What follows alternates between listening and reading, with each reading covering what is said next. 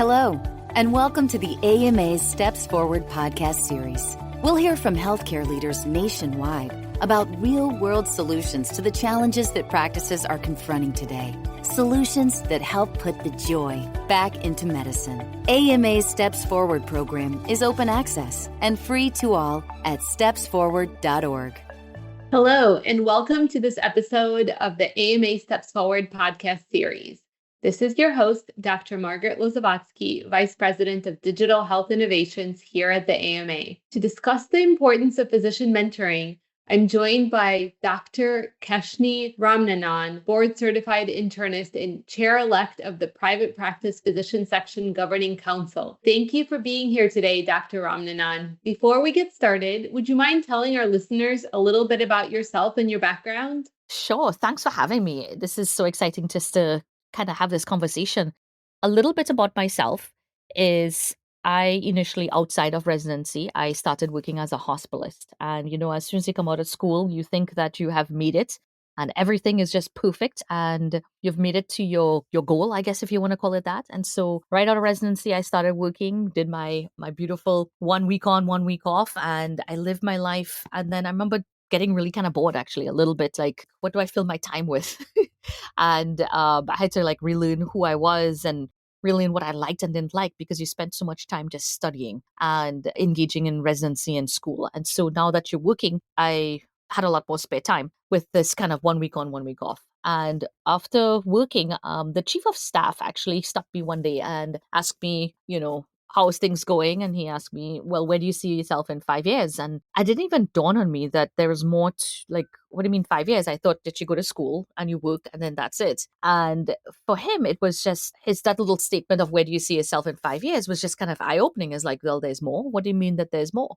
And so he actually took me and introduced me to the county medical society, which was actually located at the hospital. So I just walked on the corridor, went to this thing, got some free food, and I was like, wait a minute. There's other physicians and they're talking about things that I've never heard of before, talking about practice management, talking about billing and administrative burden and burnout and all these different things. And I was like, wait a minute, there's more to medicine than even I thought. And so the County Medical Society was just my initial stepping into something outside of my work. But it was in the County Medical Society that I actually met my first true mentor in medicine. He has been a great, my work daddy, I call him. And he's opened up a lot of doorways. He's challenged me. He's introduced me to a lot of people from the State Medical Society and even into the AMA. And the thing about him is that he's like my cheerleader. And he will encourage, he's one of the best mentors ever. He just wants to encourage me. He's like, you have the potential. What about this? What about that? And he'll tell me stories about, when he was in the 1950s and the 1960s. And I'm like, oh, okay, what is the relevance of this? And what is this? And he gives me some context. And it's like, times are changing. And times are changing and medicine is changing. And you as a young physician are part of the change, and let's be part of the change and tell me more about what's life. And you have the energy. It's like, well, let's go do it. And he's just very encouraging in that sense. And even after I worked in hospital medicine for about 5-6 years, I got burnt out and I met another mentor that asked me the question of, what are your priorities? Does your priorities match up with your work? And does your work, do they match up? And so he just asked this very simple question, right? And, your job should align with your priorities in life. And at that point in time, working in hospital medicine and doing administrative work didn't really align with what I wanted and I envisioned for life. And not just only personal life, but just even from a career, it's like I felt restricted and with the administrative burden.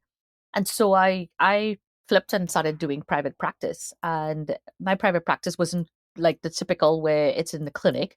This was more in the post-acute world. So I started working in the long-term acute care settings, the LTACs, the inpatient rehabs, the nursing homes. And I started working in that. And one of the best things that ever happened for me was that my mentors were similar to me in the sense of they were private practice. Some of them worked actually in the hospital setting as well, but they were very involved in the medical society. They were very involved in the AMA. So even as I transitioned into more of a private practice setting and not having as much interaction with other physicians, the good thing is that I had my medical society brethrens. I had the ones from the state medical society, and then I also had those from the national, from the AMA.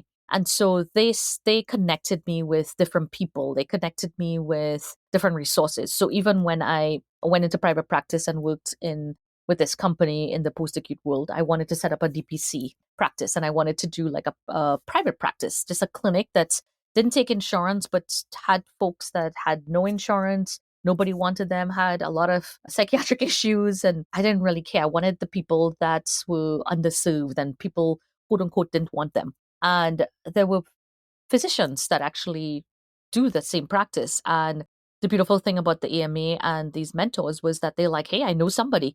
There's this doc that does DPC, and he actually created a huge pathway of resources to be able to set up your own practice. Here is his number, here's his email, here's his website. Contact him. He'll give you everything you need. And it was just a network after network of resources just from this mentorship, just from one or two people reaching out and saying, hey, where do you see yourself in 5 years? Or, hey, you could do a whole lot. Why don't we do it? What prevents you from doing it? Let's do it. And just being a cheerleader. And so I found that, my background is like a little bit different going from an employed model into an independent practice.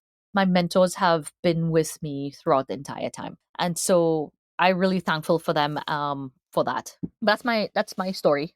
That's fantastic. Thank you for sharing your story. It's fantastic that you've been in multiple settings throughout your practice and that you've benefited from mentorship in all of those settings.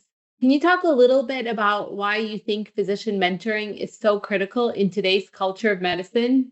Oh my God, yeah, absolutely. I work in the post-acute setting. I work in nursing homes.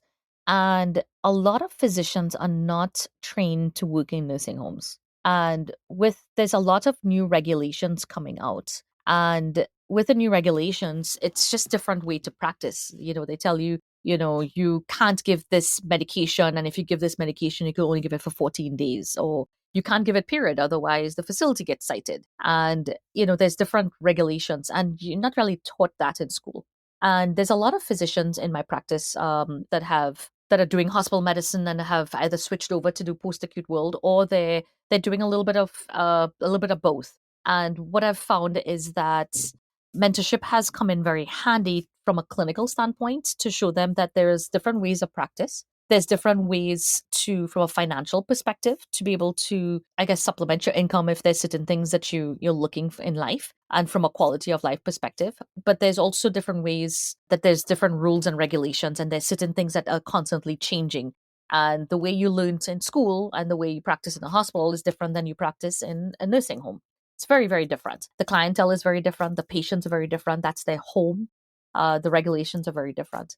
And so that's one aspect, when it comes to changing times, I guess, if you want to say that there's changing settings and there's different ways of practicing in different fields. But I think one of the things that I've also noticed is that the group that I'm part of, we're very open to having new providers. We kind of prefer like new docs to one extent too. They're very energetic, they're very moldable. And one of the things about with the changing landscape of things is these new physicians coming out of school, they're not used to working, 24/7, 7 days a week for 365 days. They're not used to being on call all the time. And, of course, that has caused a lot of burnout for a lot of physicians. And so they're looking for much more of a quality of life perspective.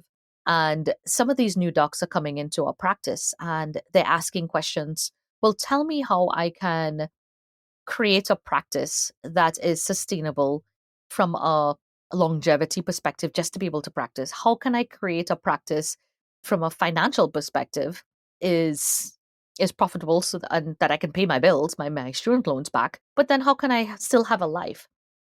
And so a lot of these new physicians are asking these questions.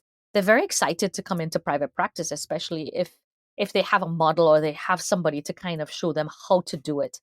And once they step into it, they're just kind of like, oh my God, this is exactly what I've been wanting to do all my time. Somebody, like a practice like this that can help me with the administrative burden, not take every single thing and but at the same time have the financial rewards, but then also have the gratification from practicing with patients, but then still be able to go home and not have pajama time. And so I think the changing times have created physicians that are looking for something different.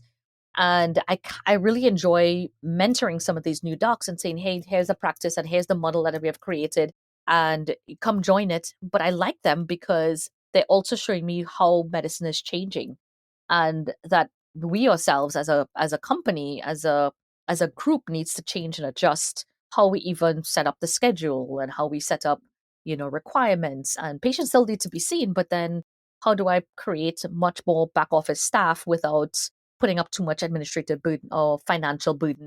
How do I pay for the back office to support us so that we're not doing all the potsy stuff, but then not drain out from a financial perspective? So how can we be creative in a way that's just different? And so I really like mentoring these young physicians because they kind of question because they have never been, they're like, well, why not? Why can't we do this?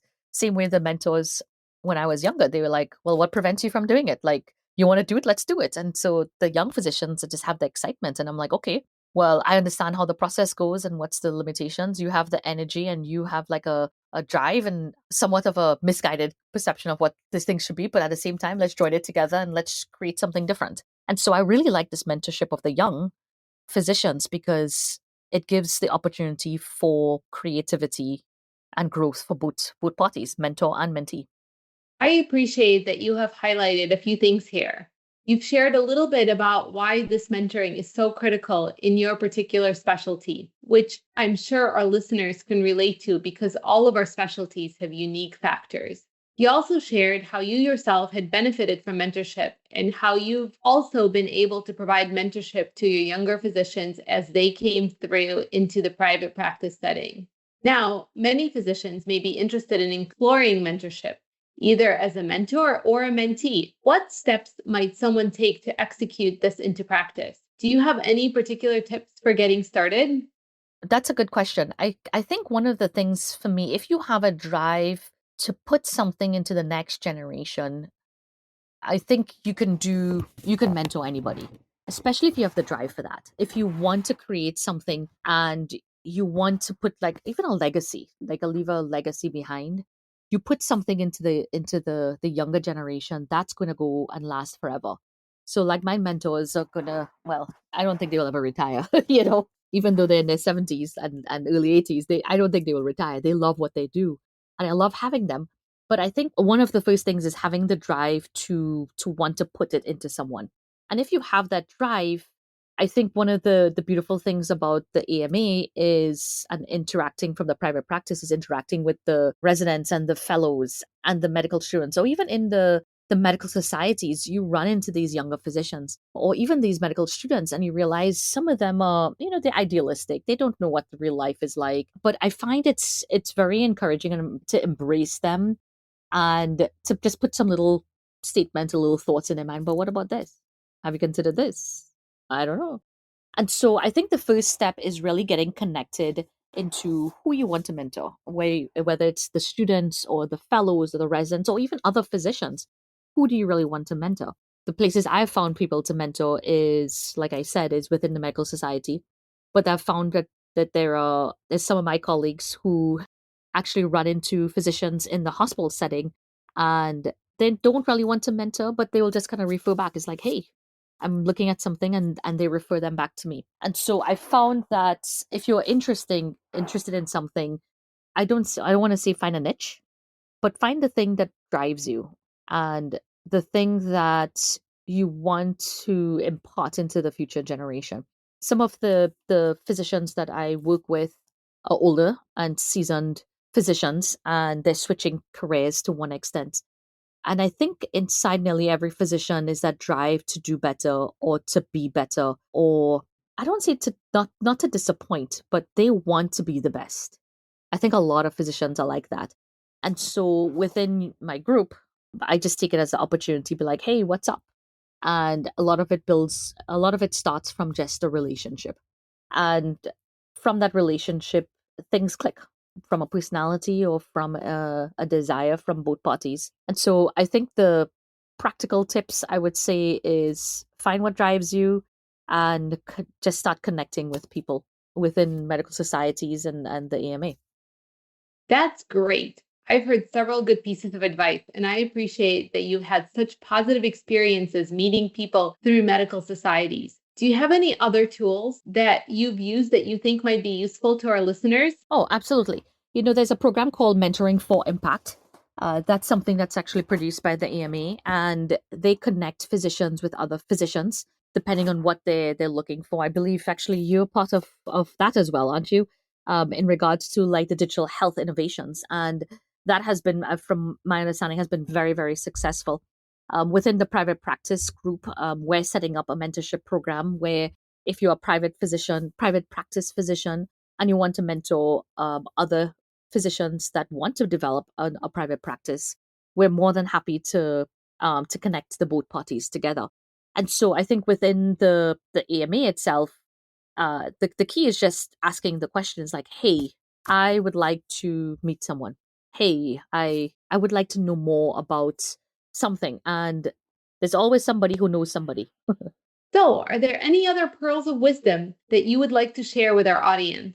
One thing I wanted to kind of say is it doesn't have to be difficult or onerous, and it doesn't have to be something rigid and structured. Mentorship could just be a resource. My first mentor was literally a cheerleader. If I ever had a question or a concern or something in life is going on and I'm like, I don't know what to do. You've been around the block for how many years? I just need to throw some idea out. And I could just pick up the phone and call. And he's always been a very good resource for me. Sometimes mentorship does not have to be onerous. It, like I said, it could just be something as a physician resource. Mentorship looks different for everybody, and every single mentor you're going to have is going to be a little bit different as well. And so just go with the flow. That's great advice. Thank you, Dr. Keshni Ramnanan, board certified internist and chair-elect of the Private Practice Physician Section Governing Council, for being our guest today.